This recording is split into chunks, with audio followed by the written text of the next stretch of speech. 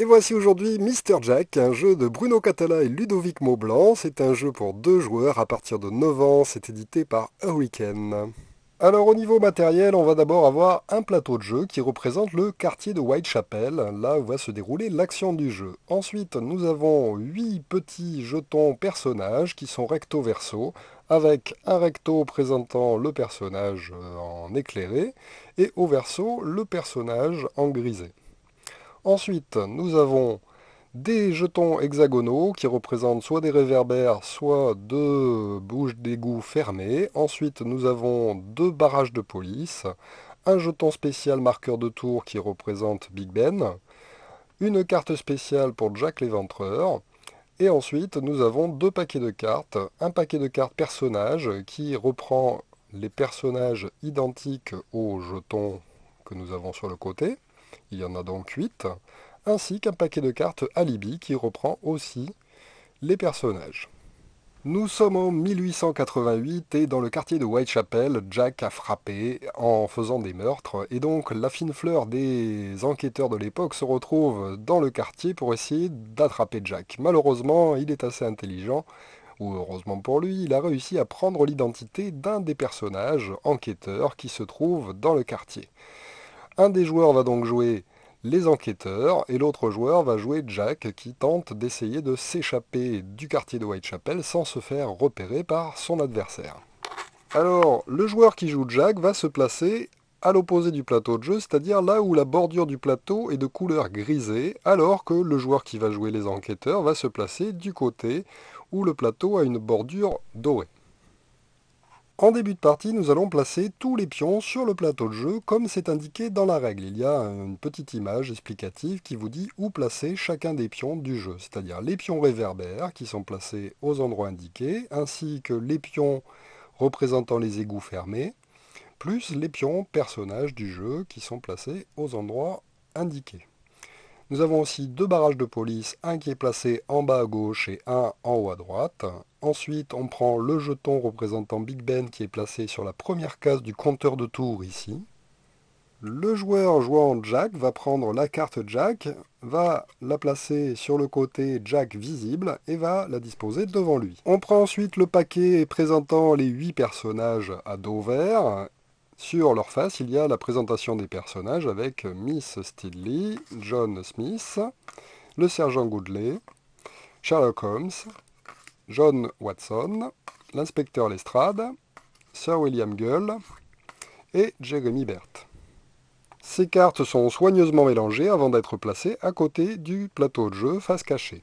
On prend ensuite les cartes Alibi à dos marron qui présentent aussi les personnages mais de façon grisée comme ceci et qui prouvent l'innocence des personnages. On va bien les mélanger et les placer aussi à côté du plateau de jeu. Le joueur jouant Jack va ensuite piocher la première carte de ce paquet d'Alibi, va pouvoir regarder secrètement la carte qu'il a piochée et qui va donc lui indiquer quel est le personnage qui est Jack l'Éventreur. Donc lui seul sait quel personnage est Jack.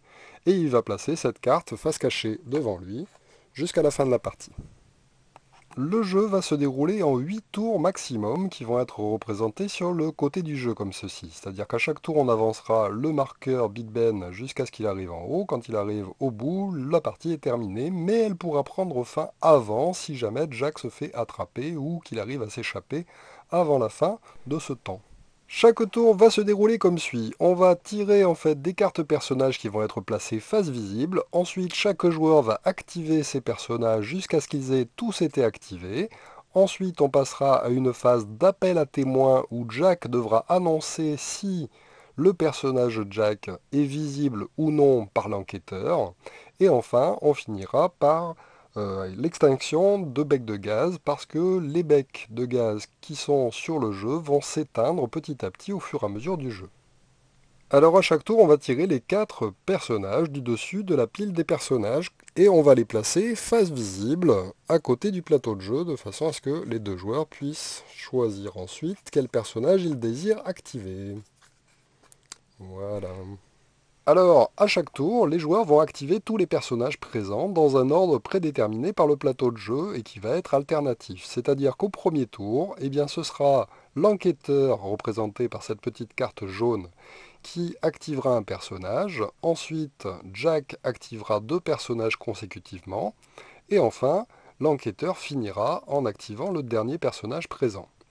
Au second tour, ce sera cette fois-ci Jack qui commencera à activer un personnage, l'enquêteur qui en activera deux et Jack qui finira, et ainsi de suite jusqu'à la fin du jeu. Alors, c'est donc à notre fameux limier et inspecteur de commencer à choisir un des quatre personnages qui sont présents et de décider de l'activer. Donc, par exemple, il pourrait décider d'activer Sherlock Holmes. À ce moment-là, il pourra le faire avancer sur le plateau de jeu, c'est-à-dire faire avancer le pion correspondant, et ensuite utiliser la capacité spéciale de Sherlock Holmes. Chaque personnage a en effet une capacité spéciale différente qui sera utilisable lorsqu'on active ce personnage.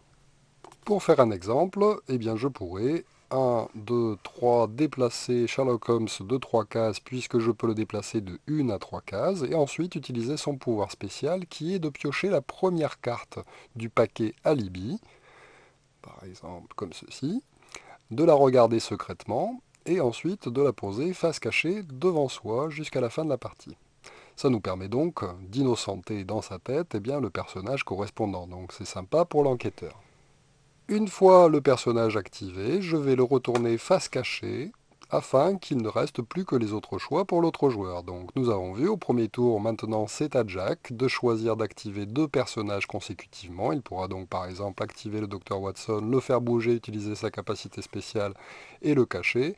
Et ensuite le Sir William Gull en faisant son déplacement, sa capacité spéciale et en le cachant.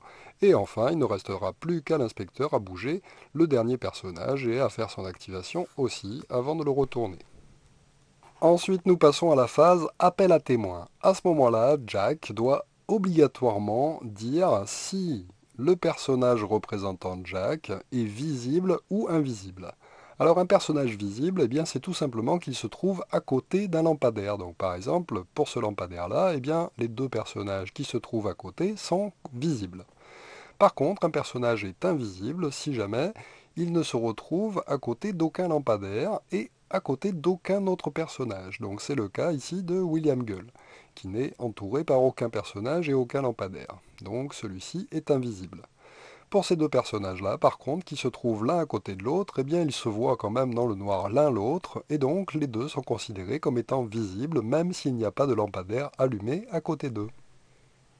Le joueur jouant Jack va donc indiquer si le personnage représentant Jack est visible ou invisible, c'est-à-dire par rapport à la carte qu'il a piochée. Et il va placer la carte représentant Jack sur la face correspondante, soit visible, soit invisible. Donc dans notre exemple, il pourra dire eh bien Jack est invisible. À ce moment-là, il va donc retourner la carte. Et l'inspecteur va pouvoir immédiatement innocenter tous les personnages visibles, puisque forcément, ceux qui sont visibles ne sont pas Jack l'Éventreur. Pour les innocenter, il va tout simplement les retourner face grisée pour indiquer que ces personnages qui sont donc visibles ne sont plus suspects. Toc. Voilà. Tous les autres personnages sont des personnages cachés, donc maintenant nous savons que Jack est donc soit le sergent, soit William Gull, soit notre Watson qui est caché là-bas. Enfin, sous le marqueur de tour, il y a toujours une icône représentant un lampadaire avec un chiffre. C'est le lampadaire qui va s'éteindre à la fin de ce tour. Donc, immédiatement, ici c'est le lampadaire numéro 1. Et bien hop, on l'enlève du jeu directement. Et maintenant, nous avons un lampadaire de moins.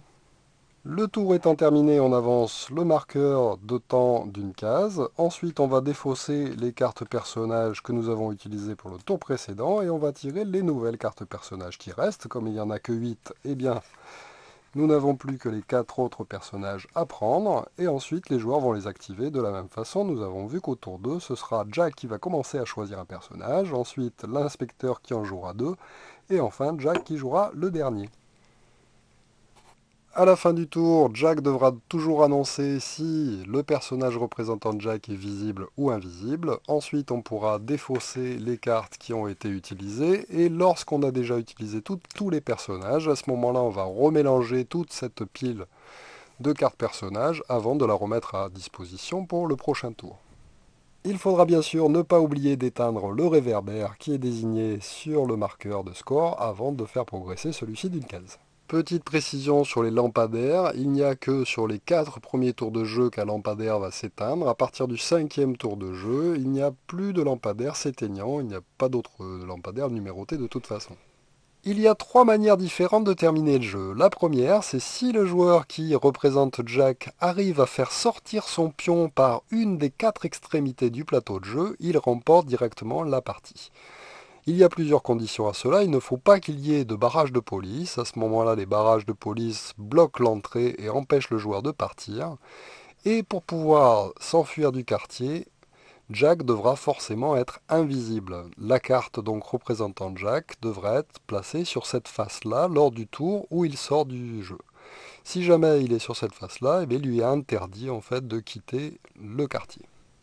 La deuxième fin possible, c'est si l'enquêteur arrive à emmener un pion sur la case représentant Jack et l'accuse. À ce moment-là, si l'accusation est juste, eh bien c'est l'enquêteur qui gagne immédiatement, alors que si l'accusation est fausse, attention, c'est Jack qui gagne immédiatement, il profite de la confusion pour s'enfuir du quartier avec son véritable personnage. Dernière possibilité, si on arrive au dernier tour et qu'on termine le dernier tour sans que Jack n'ait été arrêté, à ce moment-là, le joueur Jack remporte la partie. Voilà donc pour Mr. Jack, un excellent jeu de déduction et de bluff aussi pour 2 joueurs à partir de 10 ans, donc vraiment très sympathique et qui change un peu des formats de 2 joueurs que l'on trouve habituellement, qui sont soit des jeux abstraits, soit des jeux de cartes. Celui-ci est un vrai jeu de plateau à 2 joueurs avec un intérêt bien particulier. Voilà, merci de m'avoir suivi et à très bientôt pour une nouvelle règle de jeu. Au revoir.